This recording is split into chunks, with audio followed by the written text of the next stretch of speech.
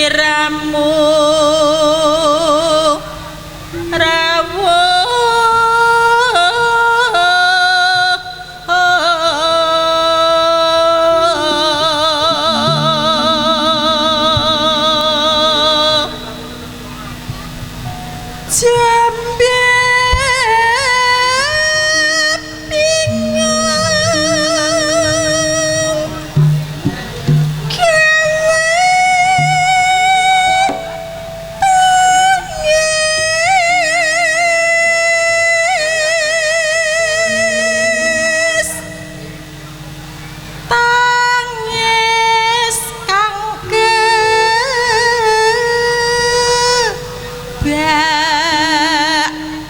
dedonga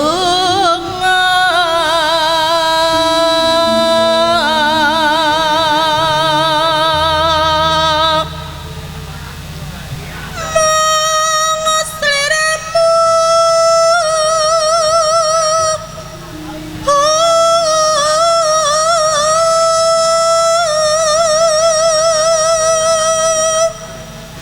kang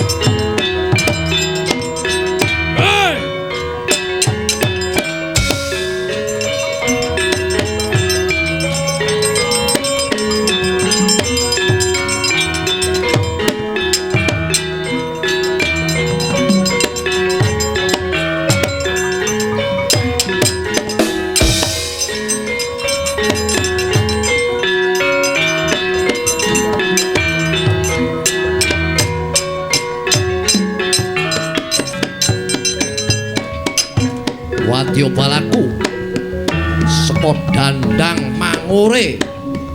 Ayo mangkat goleki satriya kang lemebu alas iki kang bakal nggayuh wahyu rebutan wahyune. Ayo maju.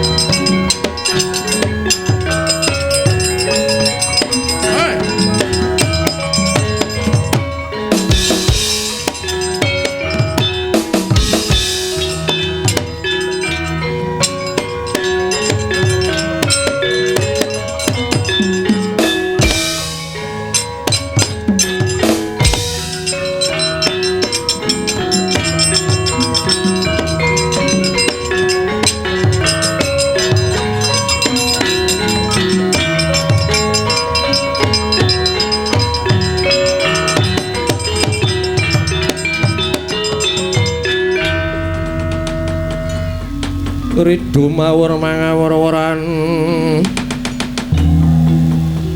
tengarane ngacurit kong makuru kong ngoso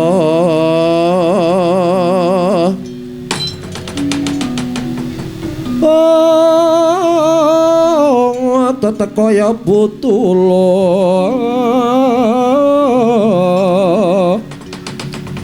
mawar panjriting turang esti wah ladalah dudu karepe dhewe durung sawetara swinggonku lumaku saka dandang mangure mlebu sajroning alas Krendayana iki jebul aku ora pangling Wadyandrawati apa apamu wae ladalah mesti arep gayuh wahyu iya bali ora kena kowe balekake aku bali bali kowe Setyaki ora kena neruske kowe bakal gayuh wahyu wahyu arep tak gawa aku arep tak paringke marang kang dadi petinganku ora kena mbacut tetep senajan dipalangana Setyaki tetep terus budidaya amrih wahyu lumebu marang satriya petinganku babu arep apa wani karo aku sing pawet ini apamu arep gedhe dhuwur kaya aku kok ngladeni wong cilik pendhes sabetke perbatang kumrutuk bae ora minggat pecah ndasmu barang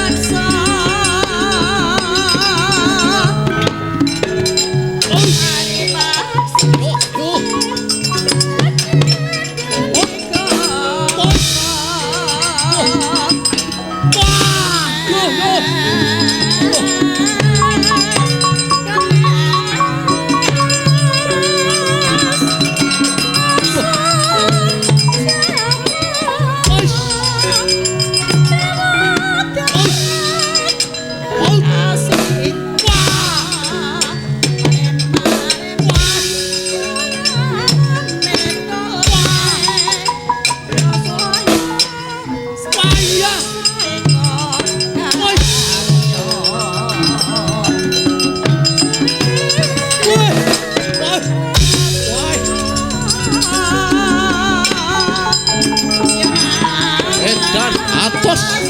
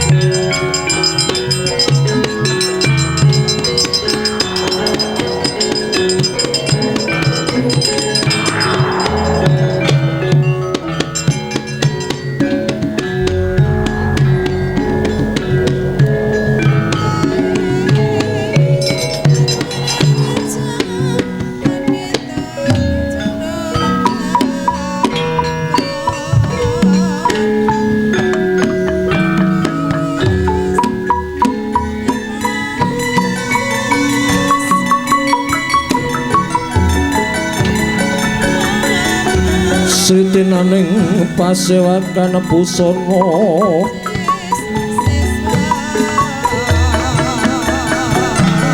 busana maneka warna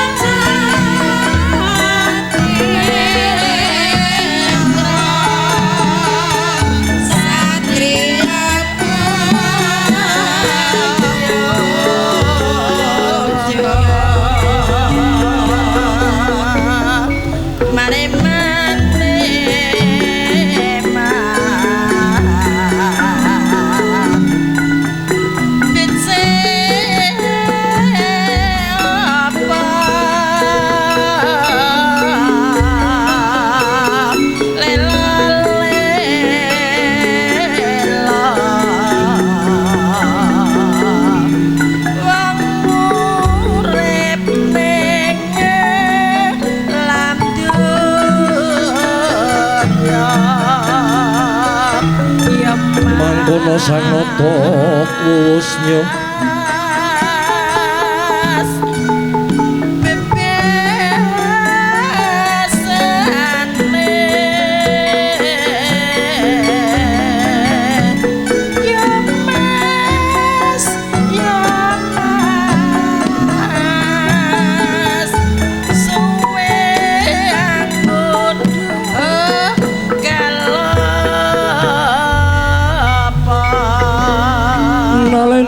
kang amisesa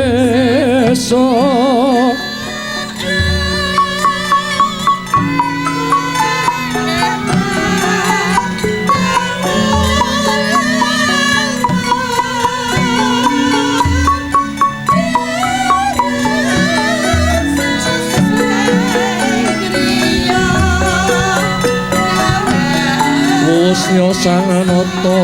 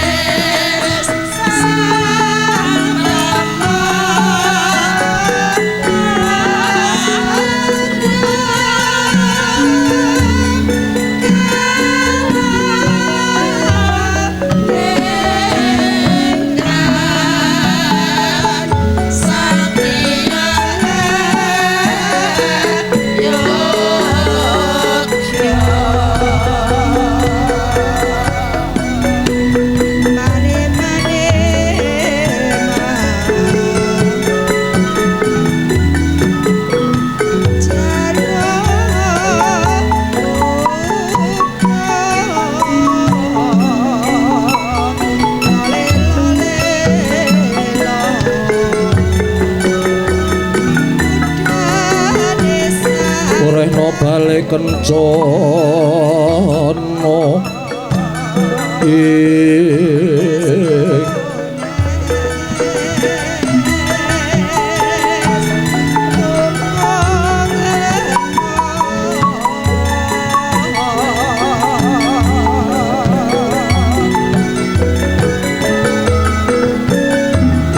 sumorot cahyaning Sang Hyang Prabanacana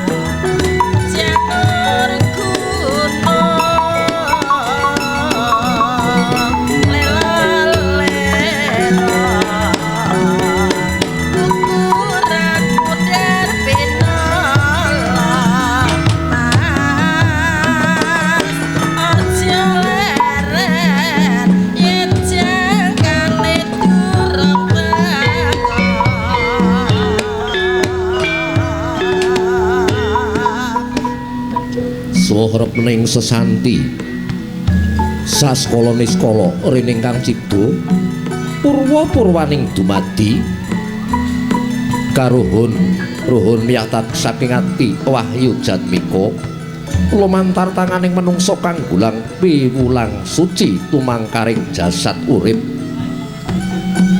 putu-putu walang atoga kang rumangkang kang gegramlah kang kumembyah prinipda dening Hyang Purba datunggal asipat Tripursa ya asipat Sang Maha Suci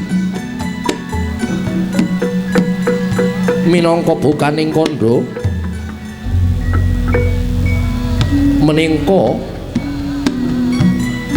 katingal cahyanira Sang Hyang Praban Arjana remurmu Sanghyang Arka sumunar semune hange semi seming suwasana anenggih kang minangka bubukaning kandha punika warnane kunadeging praja Dwaraka ya ing praja Indrawati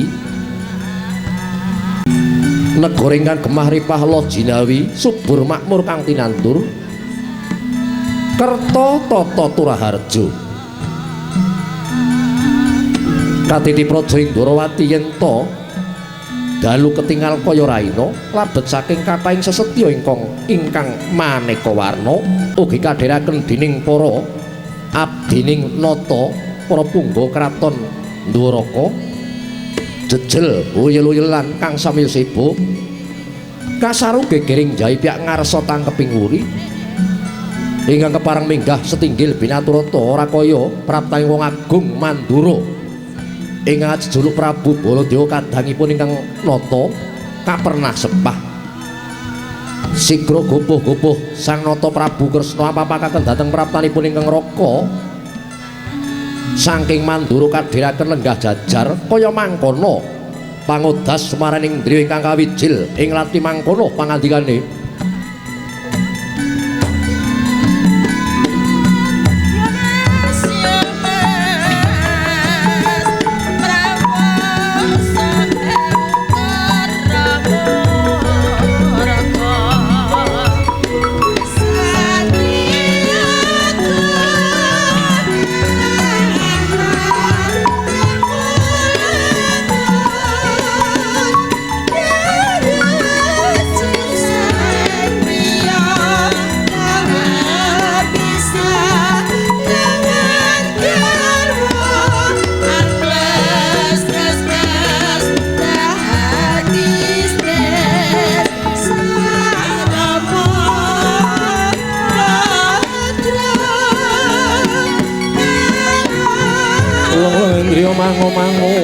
mangong Satria Ayodhya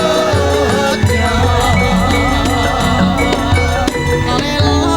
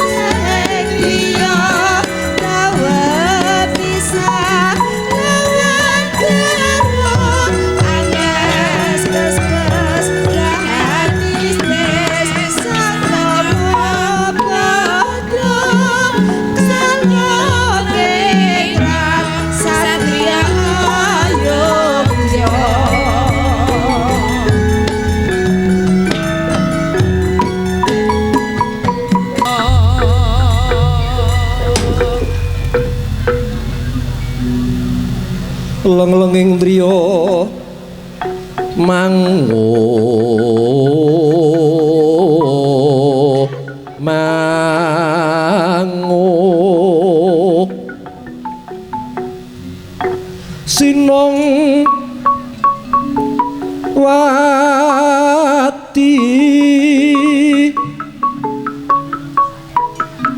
sinong wati gagat hari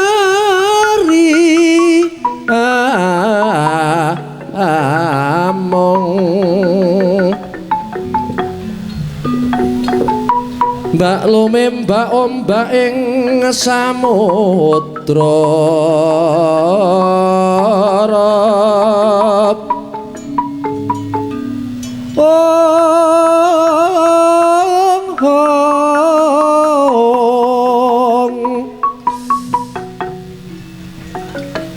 gawe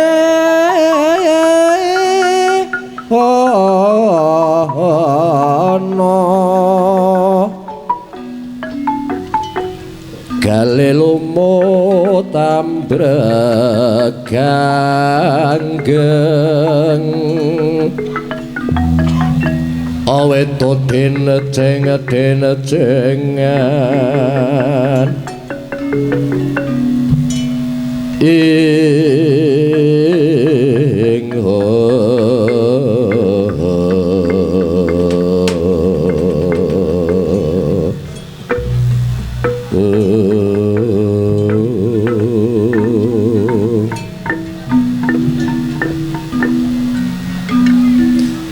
welulang rene kok jalmo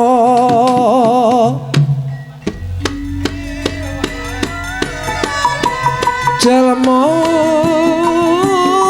ratu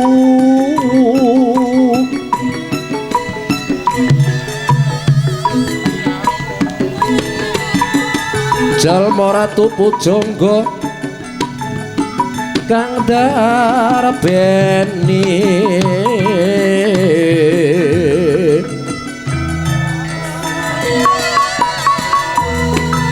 nurun saking kintaka agung pujangga kang anggit wayang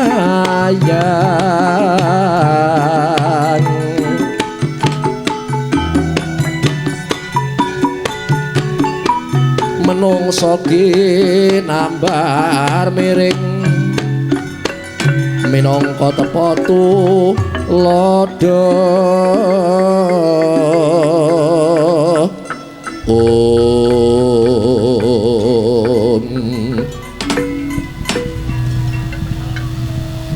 Iwang Sukmana adiluwih payungana panjenengan ingsun nun mangke to mangke Koko Prabu pepundhen kula ing Mandura Koko Prabu sembahan kula sawetawis anggenipun lenggah Koko Prabu ketingal sampun rawuh kula ngaturaken pasegahan panakrami prembagi Koko Prabu ladala iya jagat iya Dewa Bathara iya Yayi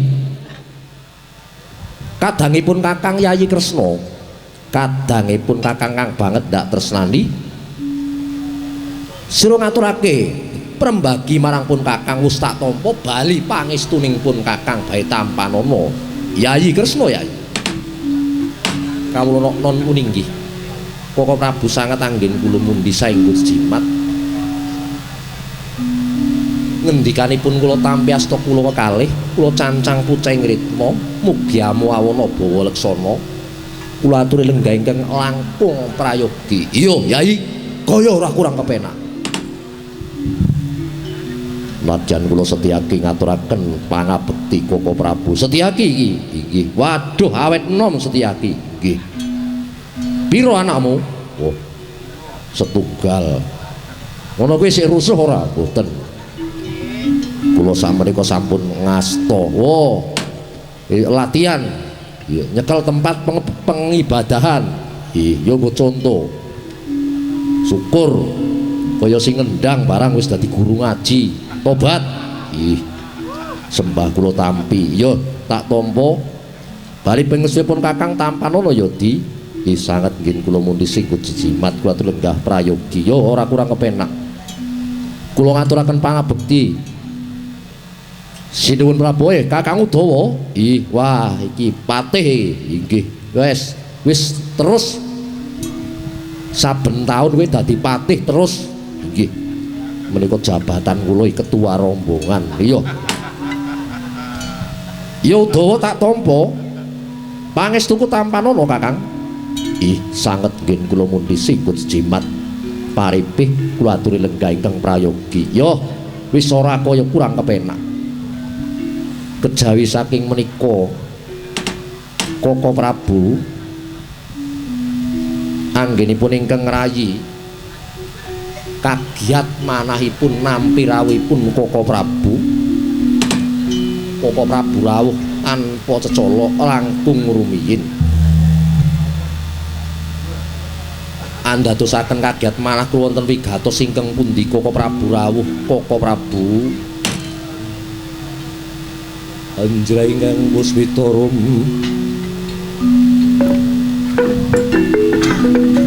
kasiliring samirana mri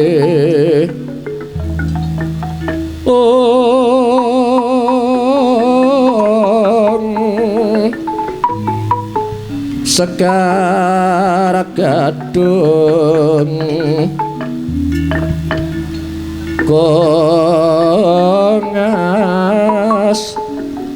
kongas gandanya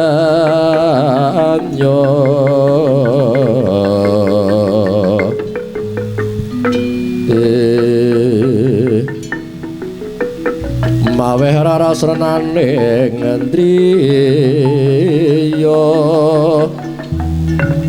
maweh rarasrenaning ndriya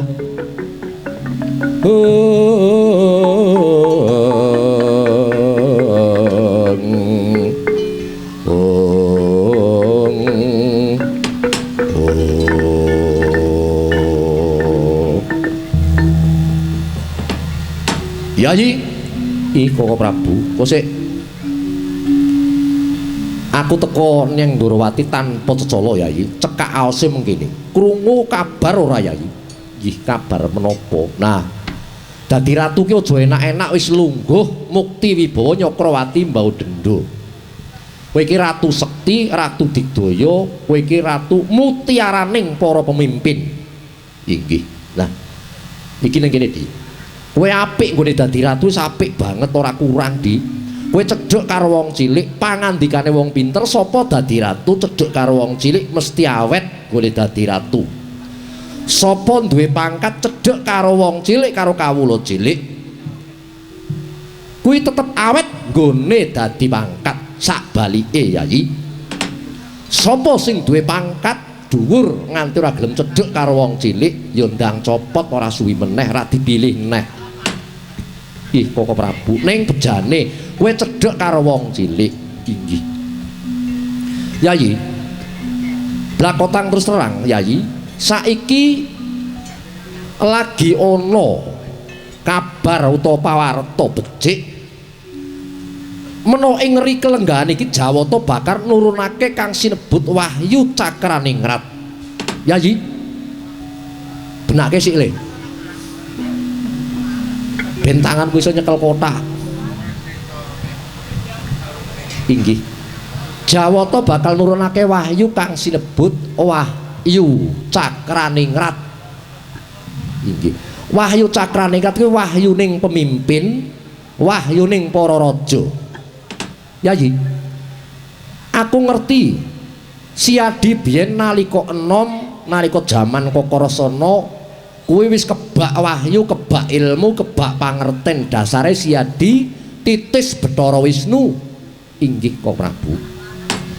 Jaman enom biyen Siadi kuncara tegese kondang lek seneng golek ngilmu, lek seneng ngaji, ngadep karo para ulama, ngadep karo pendhita nganti satemah ketrima. Ketrimane Siadi ya unduh-unduhane saiki Yayi.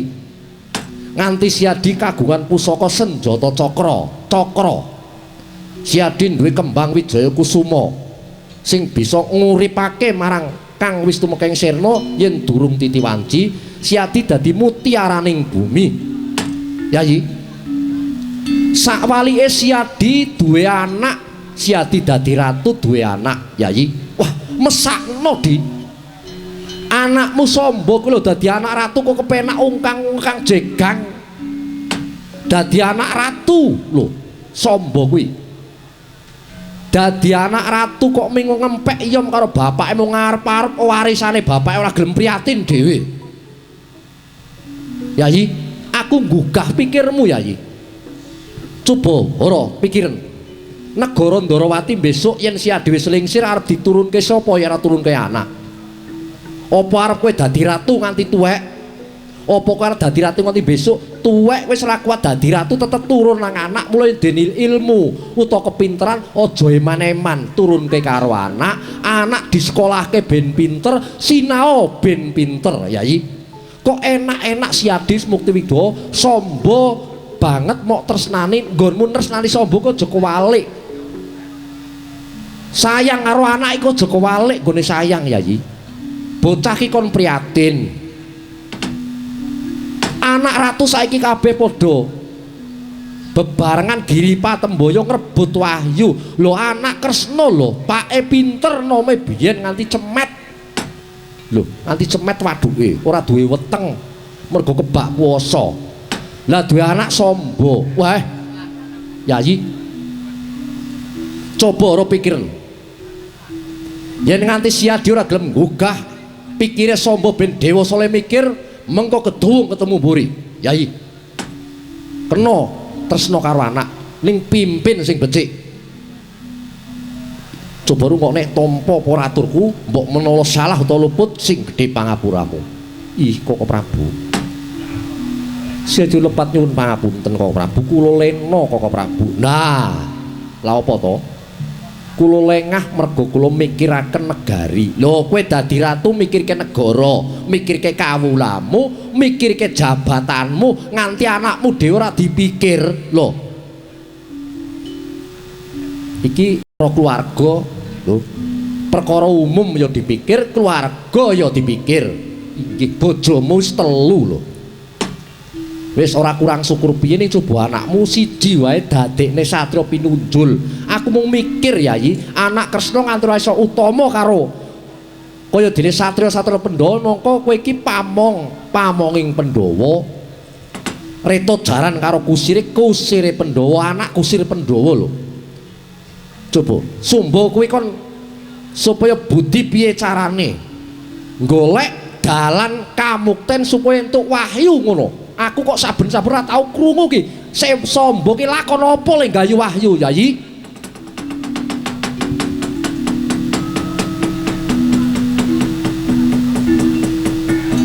ing mulat mara Sang Wisnu Bathara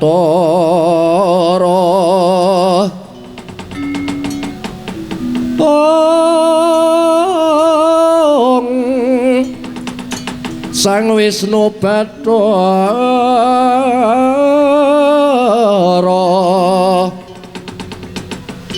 sajroning Barata yudha mentangaken dewa mulat Sang Arjuna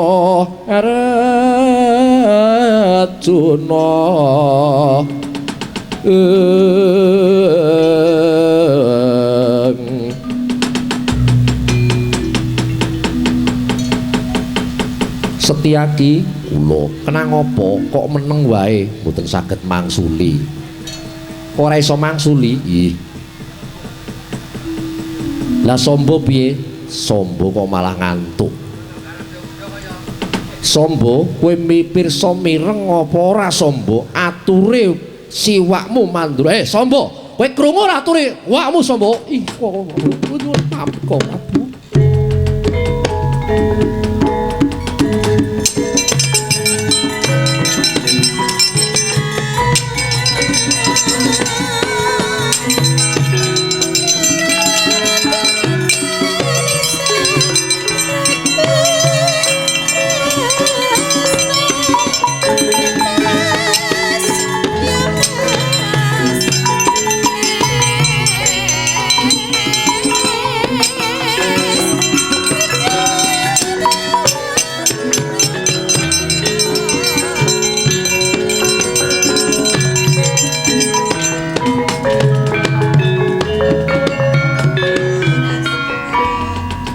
mulatore Sang Samba Wisnu Brata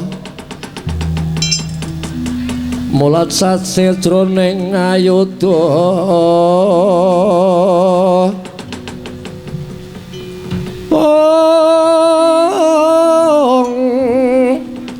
Bumasena surenggeng jiwa Nyuwun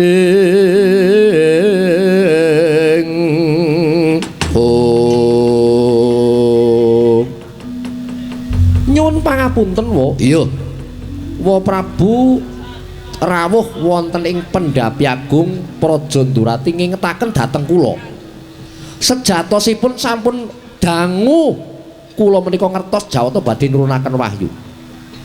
Kula rumaos kesuduk penggalih kula dianggep anak ratu, mung trimo ungak-ungak kepenak nunut karo bapake.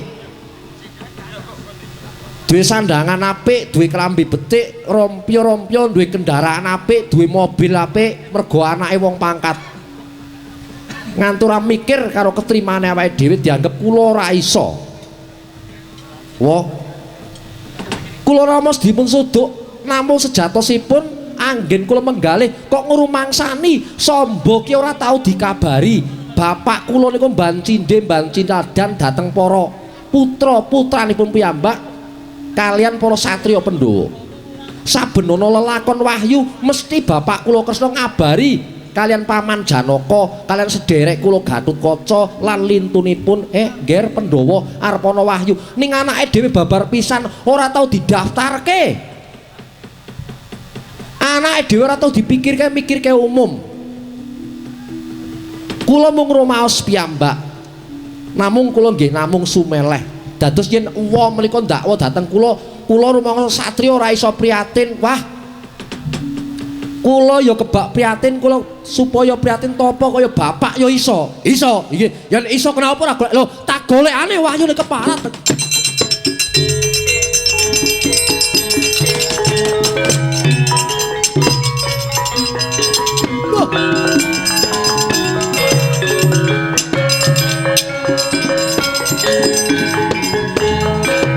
Wah, bocah iki lunga tenan iki.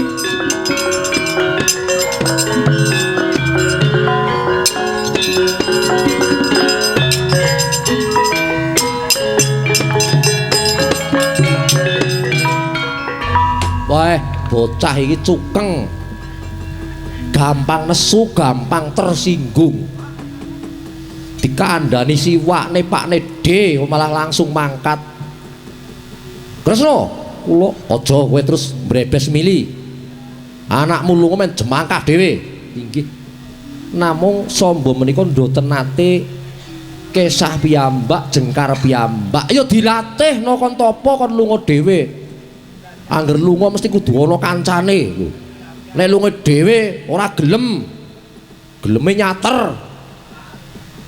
Golek bis dhewe ora gelem. Ya iya, wong ana brisik. Yayi, aja gedung aja ngeman Yayi. Ih, kok Prabu namung kula mboten tega sanget Samba menika anak kula. Samba menika yuga kula ingkang kula gadang-gadang tetep badhe kula paringi pasinaon supados kadidene nalika kula jaman Narayana kaya nom kula biyen. Niku dereng kula nggih pun pirsa. Kok banget Paduka menika nyepelekaken dhateng yuga kula. Cobi mang pikir piyambak. Paduka kagungan yuga Wisata karo Widata coba. Widata karo Wisata apa mok latih tapa? Wala, apa to? Kewalik. Anake wong diurusi, anake dhewe ya padha wae.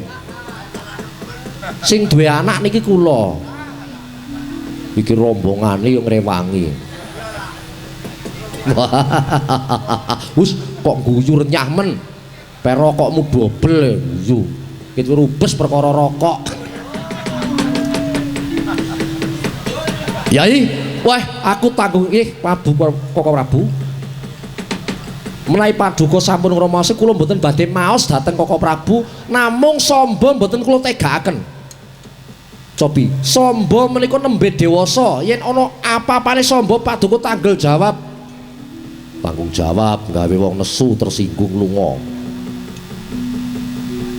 Wah, wis kaya ngene kon tanggung jawab. Lah aku dadi Pak Dene iki rumah saku yo ngandani. Nek Wisata karo Widata ya tak jarke ben sakarepe. Wong kae senengane natah karo ngecet karo ngorgen. Yeh, Yayi, yen panten siadi kaya mengkono mitakne marang pun Kakang ya wis. Ora tak tegake sombong. Setyaki? Nggih. Ayo nderek pun Kakang. Lho. Kula menika wonten Darawati menika suwita Prabu Kresna. Kula menika mboten suwita jenengan panjenengan menika senajan Ratu Agung isih pernah tuwa karo Sinuwun Darawati niku paduka mboten duwe hak. Niku kengken kalih kula. Ya wis. Uda piye? Lah nggih kula nggih rombongan mriki kok sampean ajeng ngongkon kula. Kok kowe guyu? Wis dianggep bolode ora iso ngono ya tak duduke sombo. Sombo, enteno Pak Demu sombo tak jangkah lagu.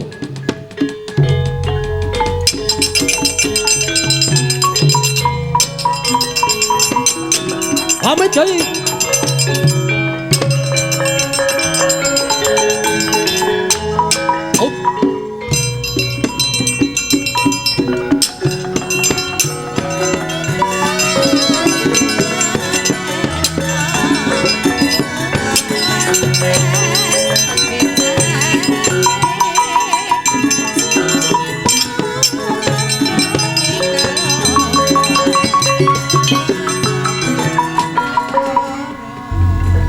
Setyaki, iki lakon apa jane Kirang Pirsa? Udawa, iki lakon apa Kirang Pirsa lakon apa? Kok ing atase Sinuwun Mandura Kaka Prabu ki banget gething karo anakku. Lah nggih niku jenengane nggatekne karo ponakan. Ing atase bener Samba niku anak Ratu Kuncoro sampeyan niku titis Wisnu. Kok nganti Samba kowe biyen ora gelem gayuh wahyu niku nggih bener.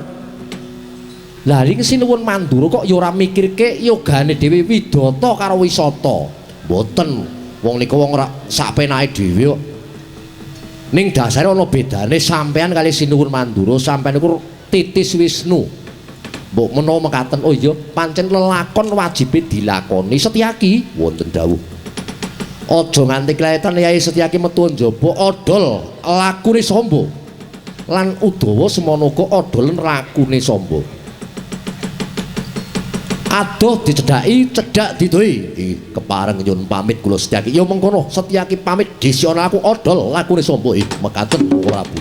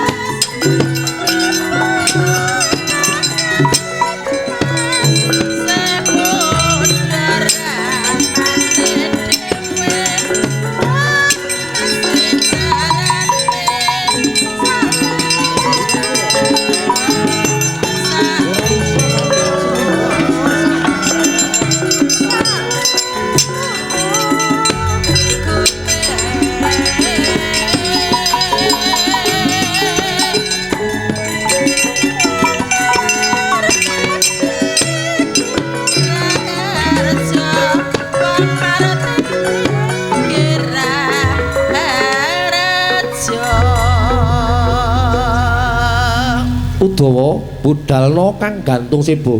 Kepareng nyuwun pamit ingsun bakal ngedaton paripurna sabdaning Sang Nata Prabu Kresna saka ndur ngedaton jengkaripun Sang Nata eling-eling Nalendra kang hambek wicaksana ing budi nganti sak temah maweh prabawa jengkaripun Sang Nalendra kaya kang wis rinakit ing ajeng.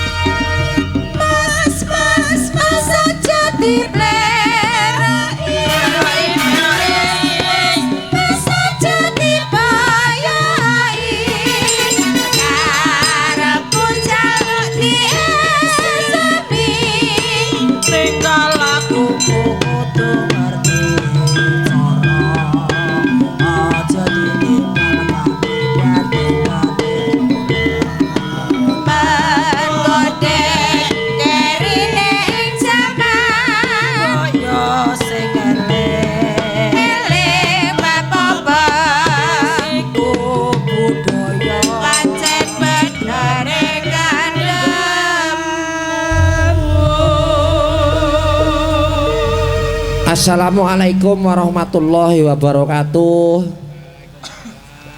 Wah inggih puji syukur dumateng Gusti ingkang akarya jagat inggih Gusti Allah Subhanahu wa taala. Wekdal menika kula tinimbalan malih tesik wonten ing laladan ya air batu. Wah iya yung nggih terutama sangat ingkang kawula hormati kepada beliau Bapak Lurah. Yo Bapak Lurah. Wah dan Pak Lurah iki yo Pak Muslim Amsori lho. Iki titele apa iki? Titele walah lali aku nganti saking akeh titel. Iya. Iki kelurahan Air Batu. Ugi mboten kantun menika nggih Ketua Panitia Bapak Santoso. Wah, Pak Santoso dalah sak rombongan sak andhanipun para pekerja. Iya yung. Ugi mboten kantun dumateng para sesepuh sedaya menika kala wau para kadang-kadang sederek sedaya warga masyarakat wonten ing Air Batu iya Kecamatan Talang Kelapa iya hanyeng kuyung dhateng budaya wayang kulit Edi Luhung tetep dipun lestariaken. Iya yung sing nglestarike iki sapa nduk? Sing nglestarike budaya ya sing nglestarike budaya kuwi sing nanggap.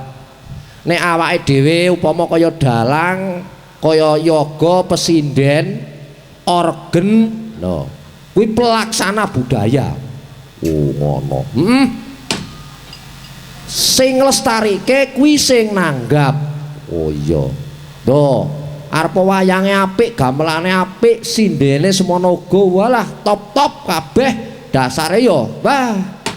Wis suarane apik lho, guna swara rupa lho, tracak sak yogane sak dalange. Iya. Ning nek ora tau enek sing nanggap ya wis. Sida merongos saben dina. Iya. Alhamdulillah, Nduk. Iya. Ya, saiki awake dhewe arep ngopo meneh ya ora nguri-uri budaya. Budaya kudu seiring kelawan agama, kaya sing diaturke mau, ya. Sing diaturke penjaya Bapak Wakil Bupati Pak Haji Slamet Sumo Sentosa. Oh iya Sumo Sentono SH. Piyayine wis kondur, wis. Ah. Masa betaun, Nduk? Iya. Iya jane. Lah iya lho upama kok terus jerek-jerek terus langsung kon limbukan ya susah, Bro. Urung ngomong sik. Dipedhot tengah ngono langsung limbukan dhisik ya mandan mumet, Bro. Iya, ya wis ora apa-apa, Nduk. Pangarsaning praja bakune Pak Lurah isih ana kene ya. Pak DPR. Lah iya. Pak DPR iki pun kondur. Ya wis ora apa-apa, guyonan dhewe. Iya kaya sing diaturke mau, Nduk, seiring sejalan. Agama karo budaya ki kanggo nambah endahing swasana. Iya, agama ki ben eling karo pangeran. Iya, kanggo nuntun tingkah lakune menungsa ben duwe rasa wedi.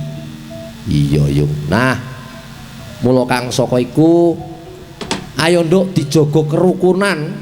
Iya. Negarane awake dhewe sing wis merdeka ki semula wali tak aturke yuk gare diisi kemerdekaan iki kanthi linambaran rukun. Iya, rukun suku siji karo suku liyane, agama siji karo agama liyane. Saiki iki tenan kuat le gandulan waton tegese saiki akeh wong pinter langka wong ngerti. Iya, yo. Nah, mus gari ngisi kemerdekaan wae kok. Lho, coba dibandingke karo nenek moyang kita biyen. Loh, wis nganti lali karo pemimpin kita lho Bapak Bung Karno. Ya. Wis merdekake negara kita wis wah biyen kuwi tenan golek mikir. Wah, tenan ora mung pikiran ya fisik barang, Nduk, direwangi peperangan. Ya yo. Nah, Wis nganti lahir Pancasila, Nduk. Iya. Sebagai dasar negara kita. Lho, aja nganti diubah-ubah, aja nganti Pancasila iki diguweh-guweh, dirusak. Iya, sing rusak kuwi kudu sapa-sapa, pengaruh saka mancanegara.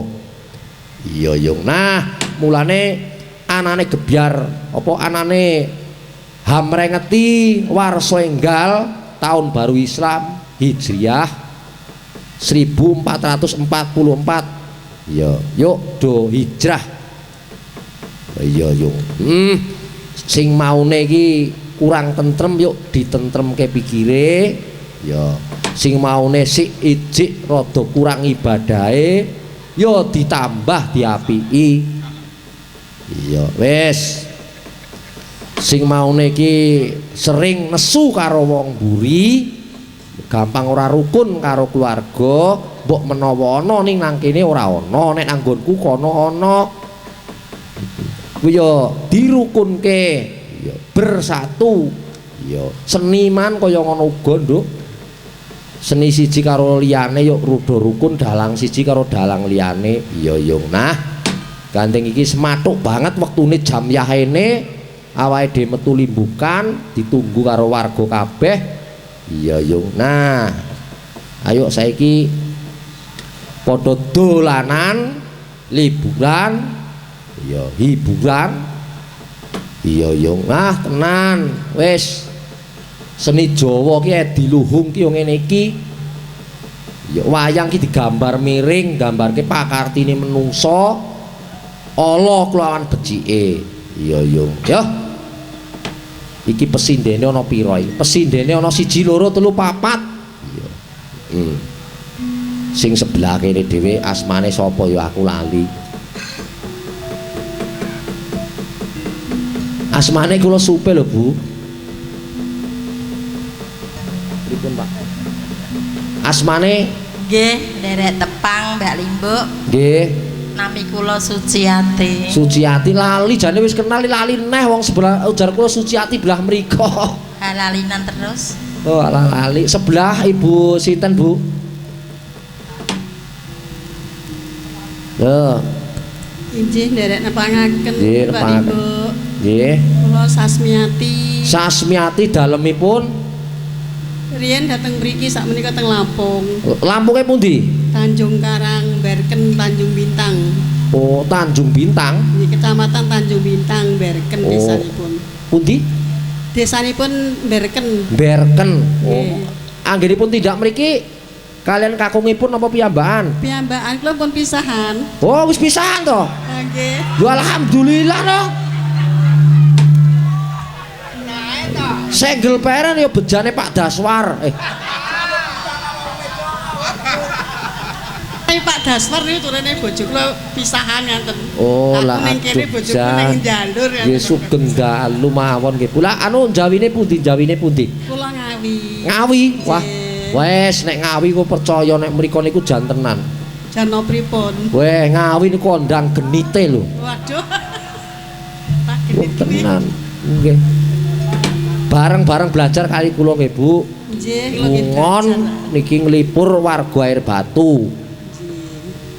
Lajeng ingkang sisih menika kayane wingi aku wis WA-an tapi aku lali jenenge apa iki apa du. Injih sugeng dalu Mbak Sugeng Libu. dalu, sugeng dalu. Asmanipun? Asmanipun kula Admina. Oh, lah nang WA wingi kok du Adminah wingi. Lah sinten?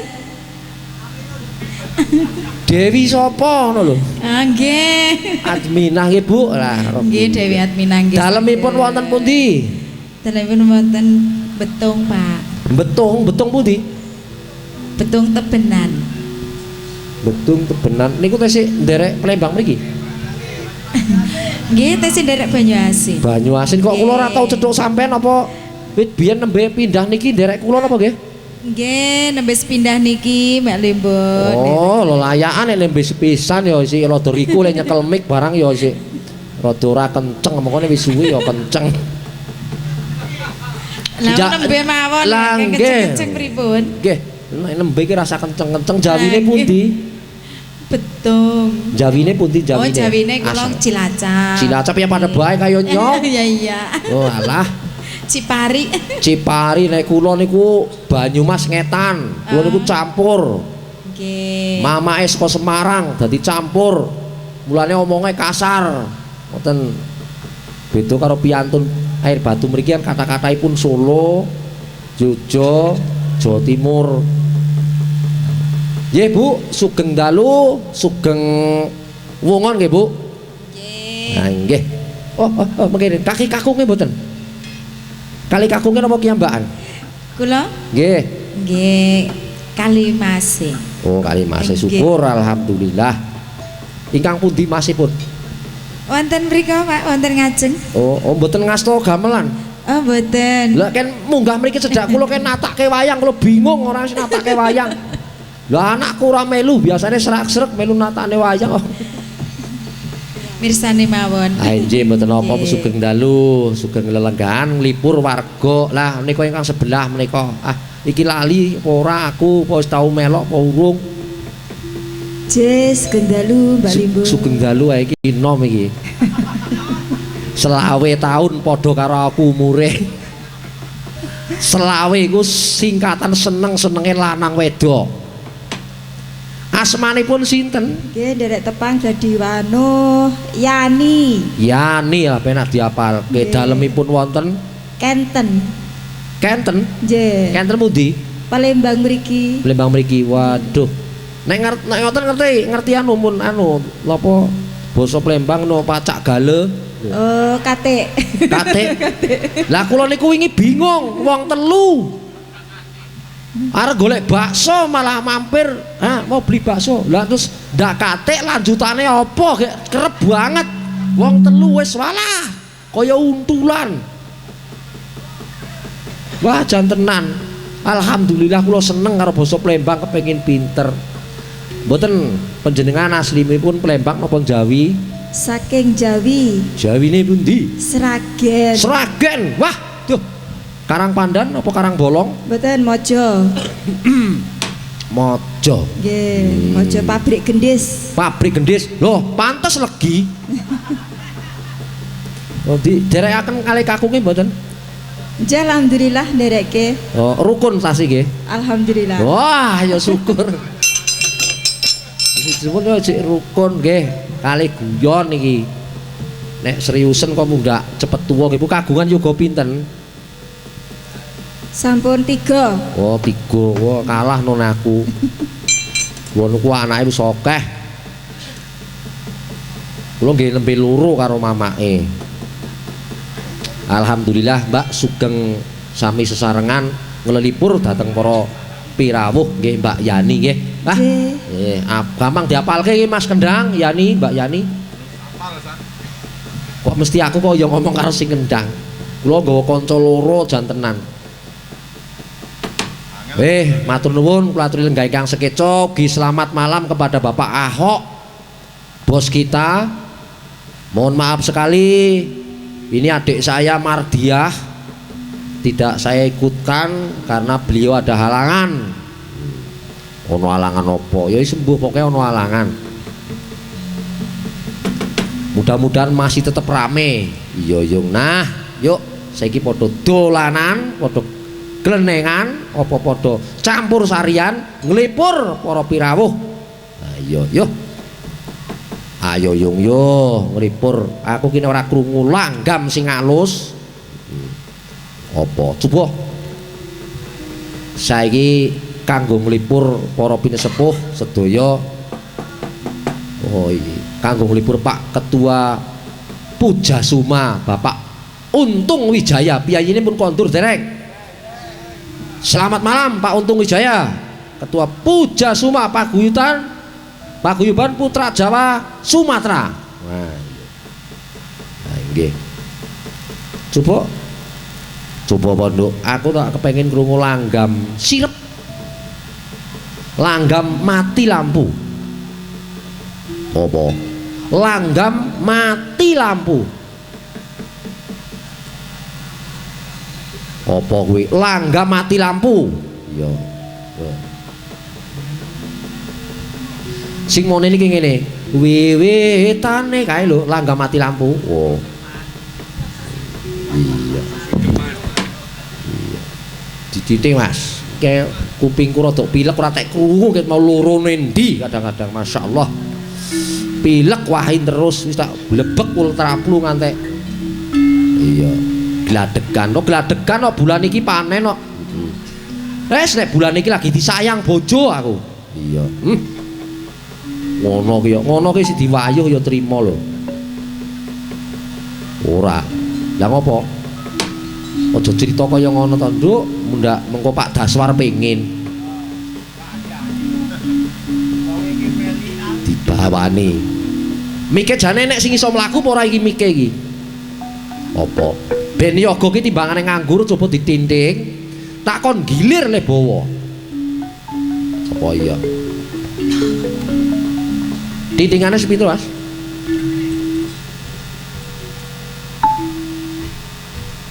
Wiwitane sing ngendang dhisik. Anderek sang pekek. Ngono sing ngendang dhisik, coba. Tarik. Ah, wali apa ora iki panjak encek ejer. Iya. Ayo digilir sik. Siap-siap yoga aja mung kepenak nabuh. Iya. Iya mi aja takon dosa. Tukang eson ya tak gilir kok.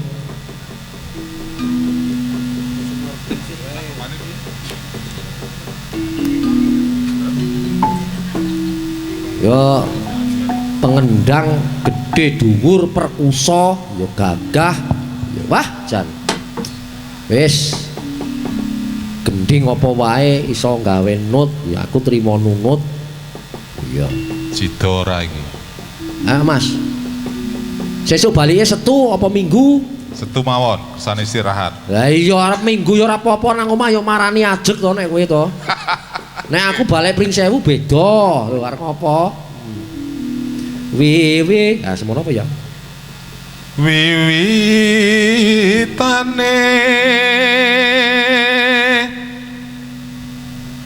anderek sang pekek geser sing balung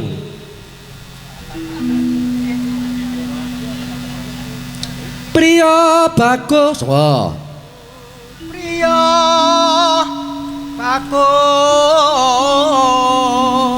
weh kaya Adipati Kondon dawa ing pasir terus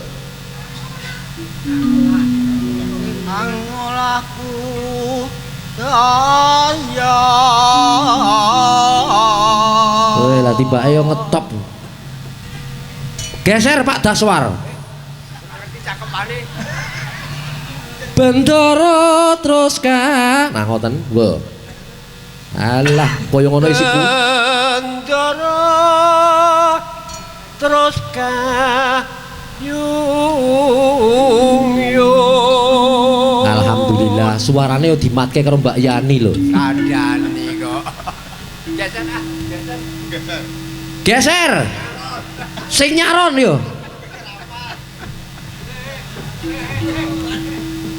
sing bonang yo sing ganteng ki bonang yo geser yo bar kowe geser sinden kowe sing bonang ki jane aku ora tau cethuk ki mau cethuk apa ora to rumah saku jamaah kok mau wong tuwek-tuwek tok sing melu apa sing nom-nom ora do gelem ya lho ayo selendang kuning kang saking bukit kowe kaya Prabu Boko suarane lho sebelahe geser Bu Sinden mawon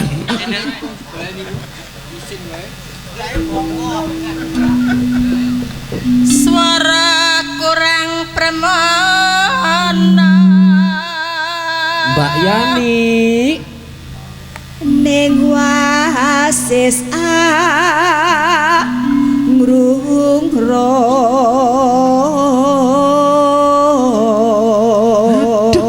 kok ngene ora sing lanang rasane geser Cilacap bercahaya. Anggrong-rong marang bendara. Mbak Yu sebelahnya kaya apa? Pak Daswar ingat suaranya.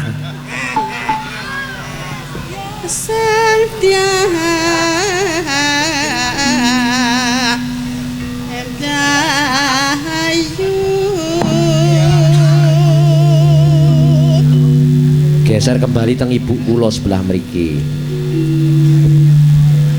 Terus sesidaman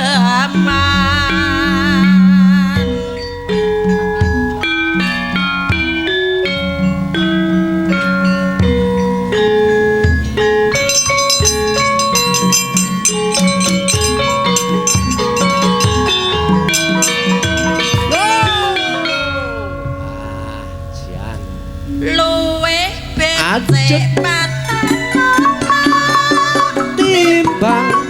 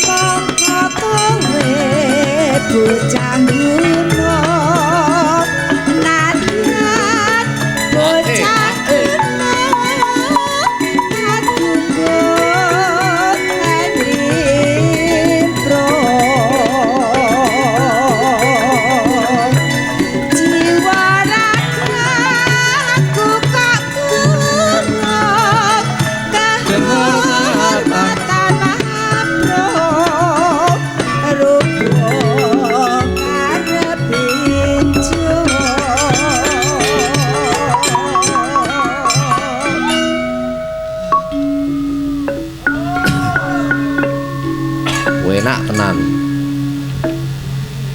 Lunga ana kutha gedhi wita tukake masa isine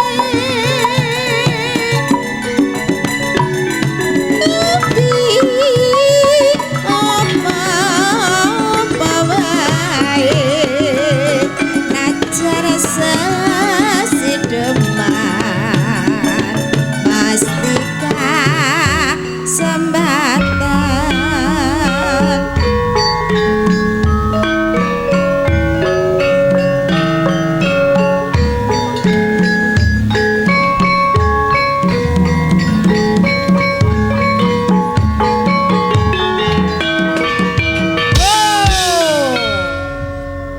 Sian. Pokoknya mathuk tenan. Iya yo. Wah, iki kintunke kanggo para pinesepuh. Ayo, iki Bapak Untung Wijaya wis tak ipur. Iya yung nah. Wonten wisma mapan pinggir margi. Tinting riyen Pak, Nggih. sedapnya. Anu sareh riyen, Pak. Nak ditinggi. Nggih, pokoke nek kalih Mungkin titibane kempling wis kempling. kalih Mbak Yani niku kudune sing sareh. Senajan to Mbak Yani ra sareh jenengan kudu sing sareh. Kula sareh halus Pak, Oh, sabar. halus, syukur lah. Pur. wonten wisma mapan pinggir margi dasar resik lan katon prasaja. Pak Dalang. Dalem. Bapak Untung iki nggih dalang. Dalang kerusuhan. Mboten njenengan dalang kerusuhan. Nggih dalang jane nggih. Asli dalang. Sinawang kok ngresepake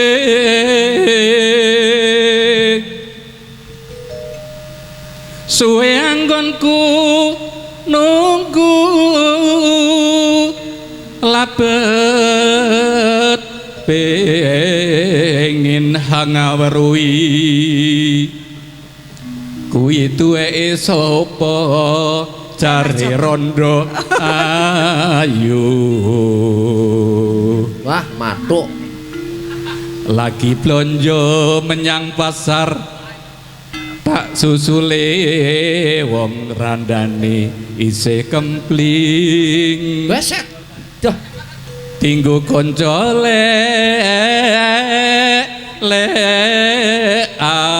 lekan.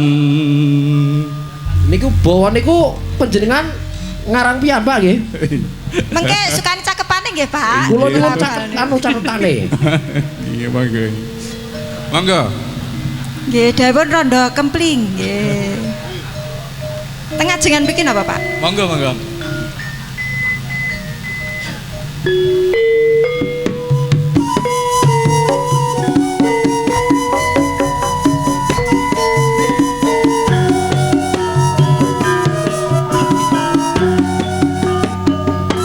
Nino.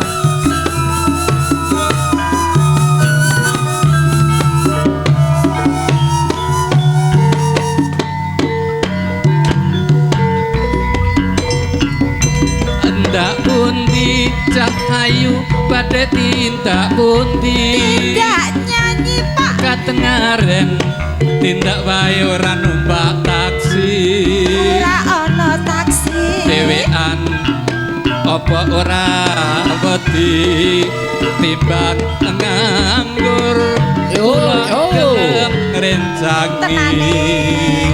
Aklarasan Mas Arias kebetulan belanjane kadang rada ngabotan yen purun enggal-enggal rencangi tekan omah mangke kula opahi.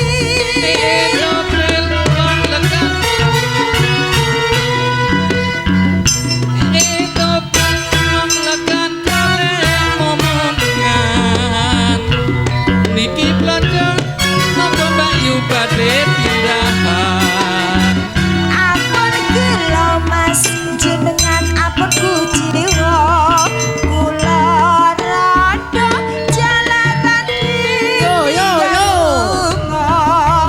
awan-awan lunga belanja ning pasar payeng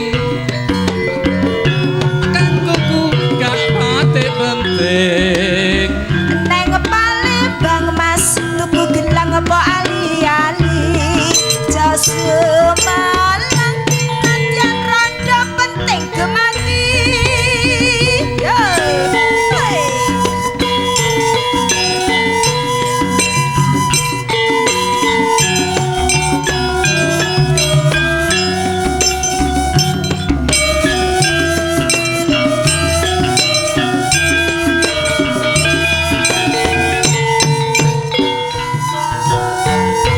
Monggo Pak. ndak pundi cahayu pada tindak pundi katengaren tindak wae ora numpak taksi dhewean cahayu apa ora wedi timbang nganggur kula gelem ngrencangi